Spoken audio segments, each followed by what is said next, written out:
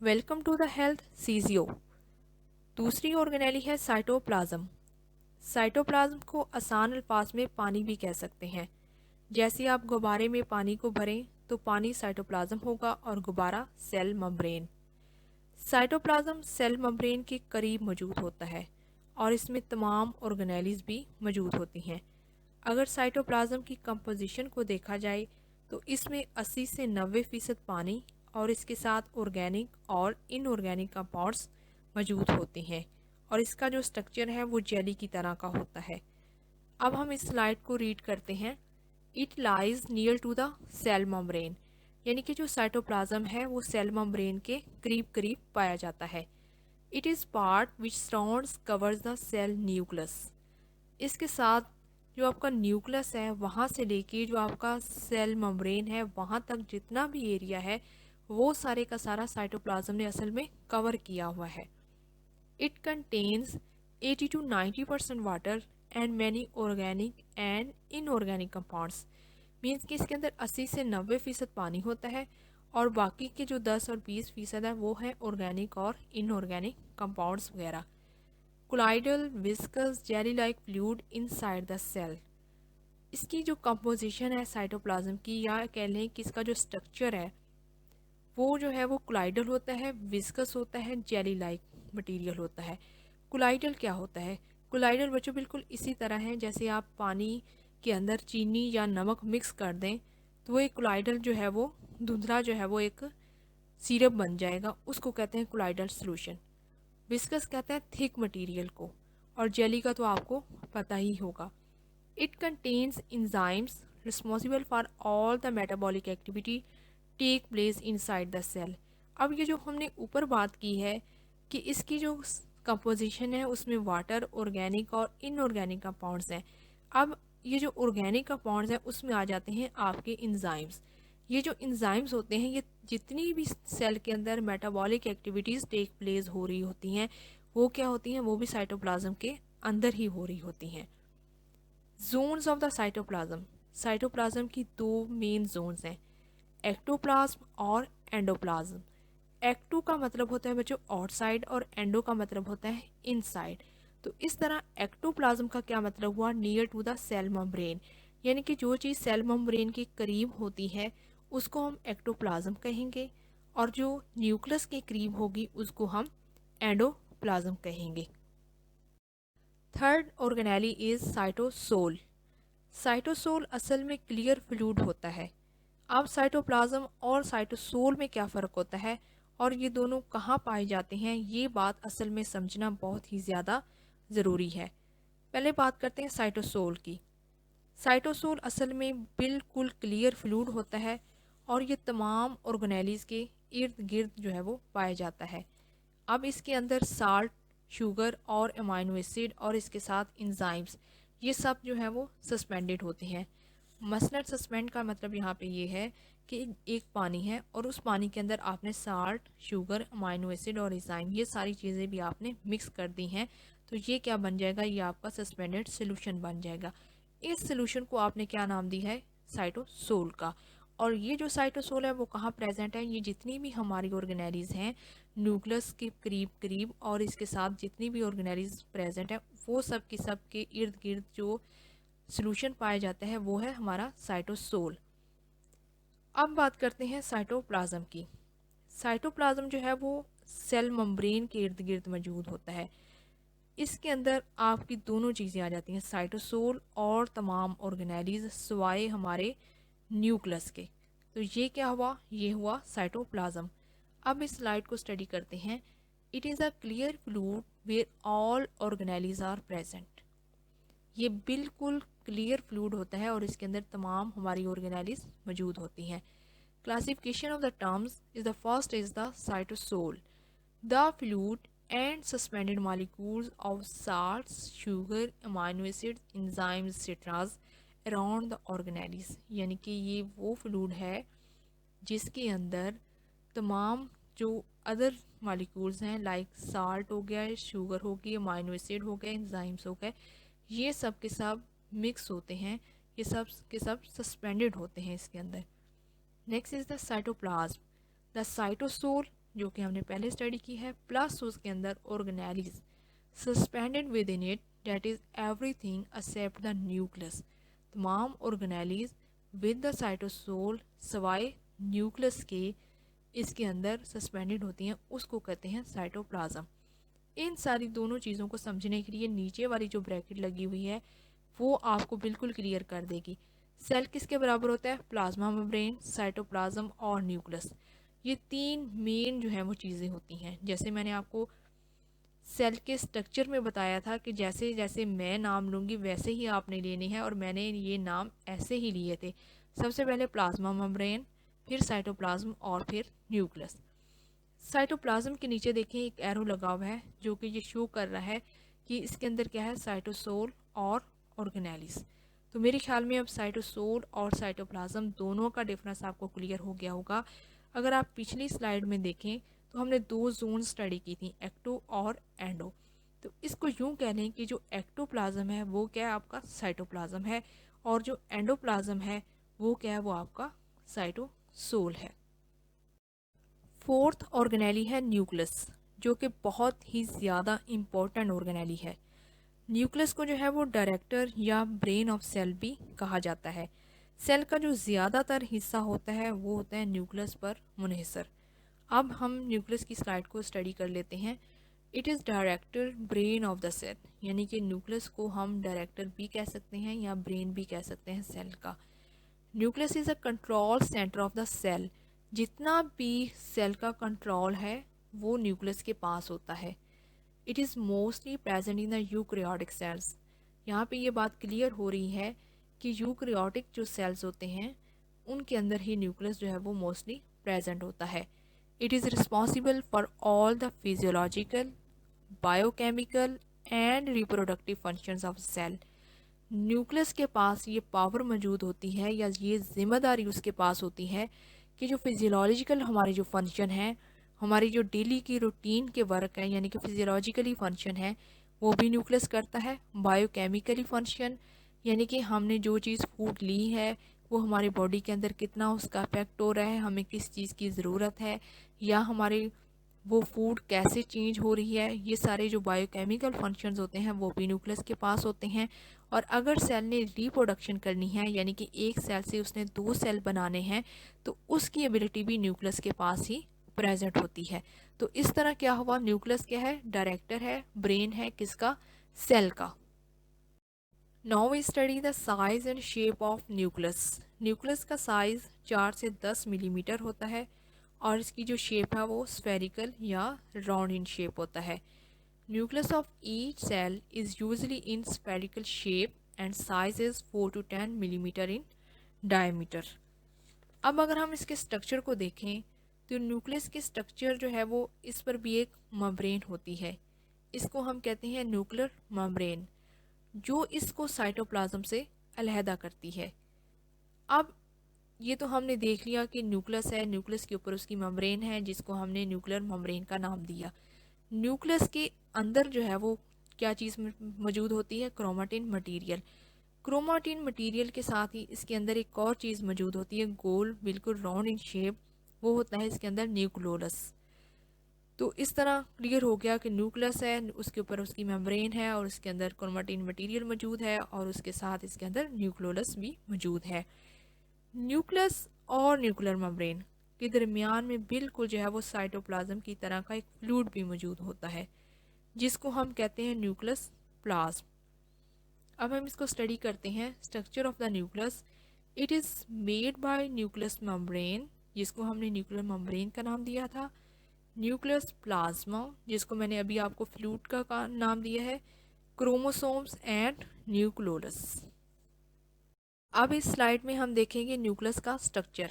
अगर आप न्यूक्लियस के स्ट्रक्चर को गौर से देखें तो सबसे पहले आपको बाहर वाली साइड पे न्यूक्लियर इनवेलप नज़र आ रहा होगा, वो कॉर्नर पे देखें ज़रा, न्यूक्लियर इनवेलप।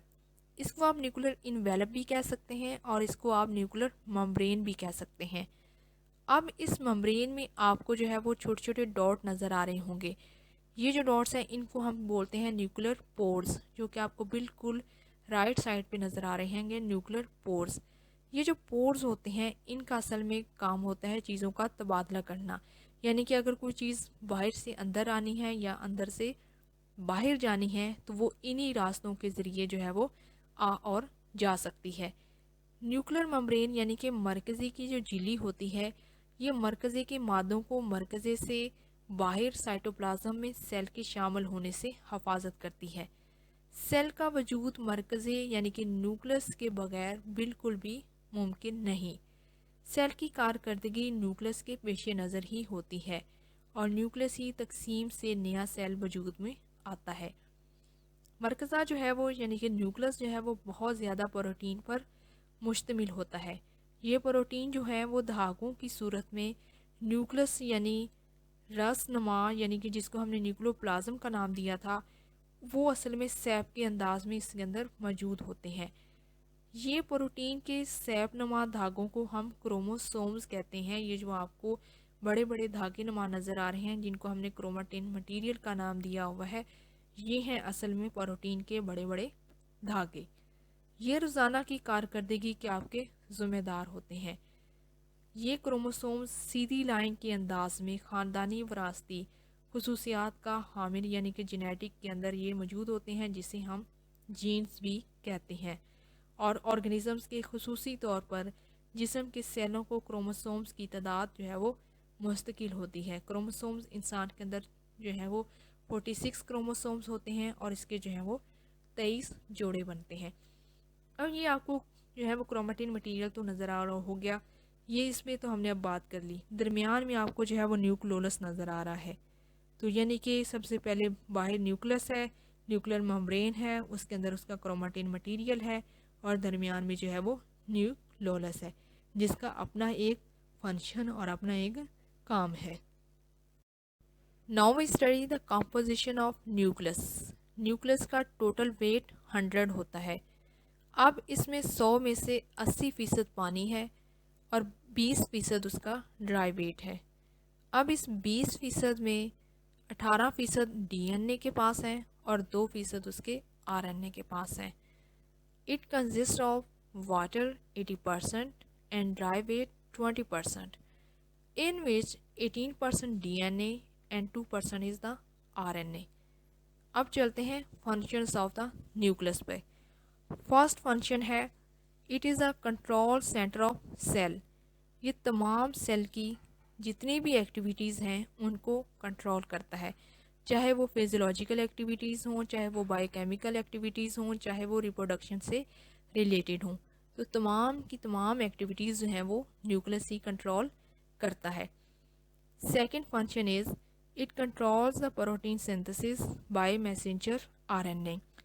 प्रोटीन की जो सिंथेसिस जो कि आरएनए के मैसेज से शुरू होती है, ये आरएनए न्यूक्लियस में मौजूद होता है। न्यूक्लियस में कहाँ पे मौजूद होता है? न्यूक्लियोलस के अंदर।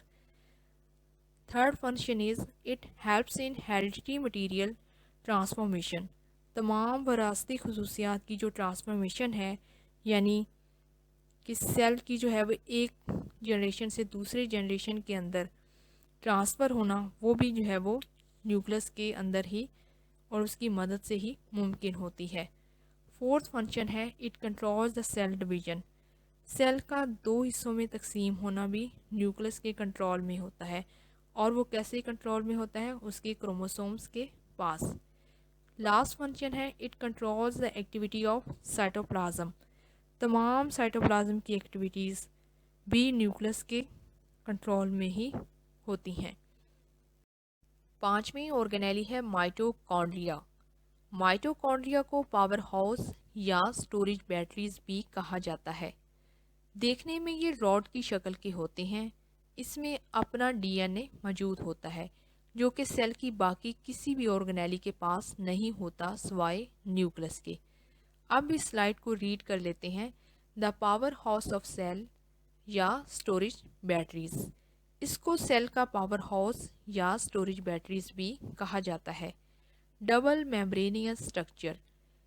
माइटोकॉन्ड्रिया सेल की वाहद ऑर्गेनेली है जिस पर डबल मेम्ब्रेन होती है। बाकी किसी भी ऑर्गेनेली के पास डबल मेम्ब्रेन नहीं होती। Autonomous body as contains its own DNA. ये भी न्यूक्लियस की तरह खुद मुख्तार है क्योंकि इसके पास अपना डीएनए मौजूद होता है। Self replicating organelle, thread like membrane that synthesize high energy phosphate. क्योंकि इसके पास अपना डीएनए होता है, इसलिए ये खुद को रेप्लिकेट करने की भी सलाहियत रखती है, और इसकी जो मेम्ब्रेन होती है वो फॉस्फेट बनाने में अपना बहुत ज़्यादा रोल प्ले करती है। इसका स्ट्रक्चर जो है वो हम अगली स्लाइड में देखेंगे। The main seat of respiration, ये निज़ाम तनफ़्फ़ुस का सारा जितना भी अमल है वो माइटोकॉन्ड्रिया में ही मुकम्मल होता है। और इसकी जो साइकिल होता है, यानी कि जो रेस्पिरेशन का साइकिल है, उसको हम कहते हैं क्रेब्स साइकिल। और क्रेब्स साइकिल कहाँ पे टेक प्लेस होता है? वो होता है माइटोकॉन्ड्रिया के अंदर। Store energy in form of ATP molecules. Mitochondria को जो है वो पावर हाउस इसलिए कहा जाता है क्योंकि इसमें एनर्जी स्टोर होती है, और ये जो एनर्जी है ये एटीपी मॉलिक्यूल की शक्ल में स्टोर की जाती है। अब देखते हैं माइटोकॉन्ड्रिया का स्ट्रक्चर। माइटोकॉन्ड्रिया वाहद ऑर्गेनेली है जिस पर डबल मेम्ब्रेन होती है। मेम्ब्रेन का स्ट्रक्चर बिल्कुल सेल मेम्ब्रेन जैसा ही होता है, यानी कि lipid bilayer protein membrane in structure. इसको हम दो पार्ट्स में तकसीम करते हैं, यानी कि अभी हमने कहा कि डबल मेम्ब्रेन होती है, और इस डबल मेम्ब्रेन के भी दो पार्ट्स होते हैं, यानी कि आउटर मेम्ब्रेन और इनर मेम्ब्रेन। अब अगर आप डायग्राम को गौर से देखें तो सबसे नीचे कॉर्नर में आपको जो है वो आउटर मेम्ब्रेन नज़र आ रही है पिंक पिंक कलर के अंदर, और इसके बाद येलो लाइन में बनी हुई आपको जो है वो इनर मेम्ब्रेन नज़र आ रही है। इन दोनों मेम्ब्रेन के दरमियान में, यानी कि आउटर मेम्ब्रेन और इनर मेम्ब्रेन, इस दोनों के दरमियान में जो आपको स्पेस नज़र आ रही है इसको कहते हैं इंटर मेम्ब्रेन स्पेस। अब ये जो इनर मेम्ब्रेन है, ये इनर मेम्ब्रेन फोल्ड के अंदाज में मौजूद होती है। इन फोल्ड्स को जो है वो हम बोलते हैं क्रिस्टीज। अब इन क्रिस्टीज के अंदर आपको नीले रंग का जो है वो मटेरियल नज़र आ रहा है। ये जो नीले रंग का मटेरियल है इसको बोलते हैं हम मैट्रिक्स। अब इस मैट्रिक्स में भी आपको बहुत सारी चीज़ें नज़र आ रही हैं, मसलन ग्रेन्यूल्स, राइबोसोम्स और एटीपी सिंथेसिस पार्टिकल्स, और इसके साथ डीएनए वगैरह। तो ये सारी चीज़ें किस में मौजूद हैं? ये होती हैं आपके मैट्रिक्स के अंदर। Now we study the size and shape of mitochondria. First we study the size of mitochondria. It has different size and shape. Mitochondria का डिफरेंट साइज और डिफरेंट ही शेप होती हैं, यानी कि सेल टू सेल भी very करता है। Cell के अंदर हो सकता है दो या दो से ज़्यादा माइटोकॉन्ड्रियाज मौजूद हों, तो वो भी एक दूसरे से मुख्तलिफ होंगे। It is motile localize at intracellular site for maximum energy. ये जो है वो हरकत करते हैं, यानी कि सेल के अंदर ही माइटोकॉन्ड्रिया एक जगह से दूसरी जगह नकल मकानी करते हैं। और इसके साथ साथ इसके जो माइटोकॉन्ड्रिया के इनसाइड है, यानी कि इनर मेम्ब्रेन के अंदर जो मैट्रिक्स पड़ा हुआ है, उसके अंदर भी जितनी ऑर्गेनेलीज मौजूद हैं माइटोकॉन्ड्रिया की अपनी ऑर्गेनेलीज, वो भी आपस में नकलो हरकत करती हैं, और इसकी नकलो हरकत से जो है वो बहुत ज़्यादा एनर्जी हासिल होती है। It is wide 0.5 to 1 micrometer and length up to the 10 micrometer. इसकी जो चौड़ाई है वो है 0.5 से लेके 1 माइक्रोमीटर तक, और इसकी जो लंबाई है वो तकरीबन 10 माइक्रोमीटर तक होती है। Now we study the shape of the mitochondria. Elongate in shape like a cigar shape.